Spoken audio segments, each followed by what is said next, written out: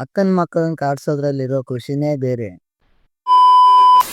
ಅಕ್ಕನವ್ರಿಗೆ ಹೋಗ್ಬೇಕು ಅಂತ ಮಸ್ತಾಗಿ ರೆಡಿಯಾಗಿ ನಾನು ಮತ್ತೆ ನಮ್ಮಮ್ಮ ಇಬ್ರು ಅಕ್ಕನವ್ರಿಗೆ ಹೊರಟ್ವಿ. ಆಯ್ತು. ಆಮೇಲೆ ಇವಾಗ ಶಕ್ತಿ ಯೋಜನೆ ಇರೋದ್ರಿಂದ ಬಸ್ ಎಲ್ಲ ಫುಲ್ ರಶ್. ಅಂಥದ್ರಲ್ಲೂ ನಾನು ಮತ್ತೆ ನಮ್ಮಮ್ಮ ಸೀಟಲ್ಲಿ ಕೂತ್ಕೊಂಡು ಆರಾಮಾಗಿ ಬಂದ್ವಿ. ಊರಿಗೆ ಬಂದ ನಂತರ ಅಲ್ಲಿಂದ ಆಟೋ ಮಾಡ್ಕೊಂಡು ನಾನು ಮತ್ತೆ ನಮ್ಮಮ್ಮ ನಮ್ಮ ಅಕ್ಕನ ಮನೆಗೆ ಹೊರಟ್ವಿ. ನಮ್ಮ ಅಕ್ಕನ ಮಗಳಿಗೆ ನಾನು ಬರೋದಂದ್ರೆ ಇಷ್ಟನೇ ಇಲ್ಲ, ಯಾಕಂತ ಅವಳನ್ನೇ ಕೇಳಿ.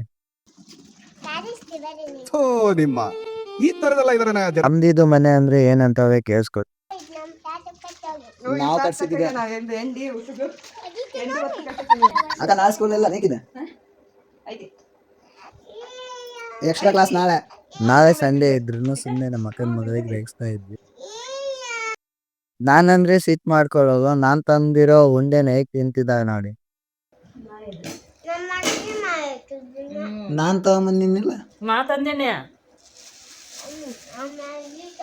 ನಾನ್ ತಂದದ್ದೆ.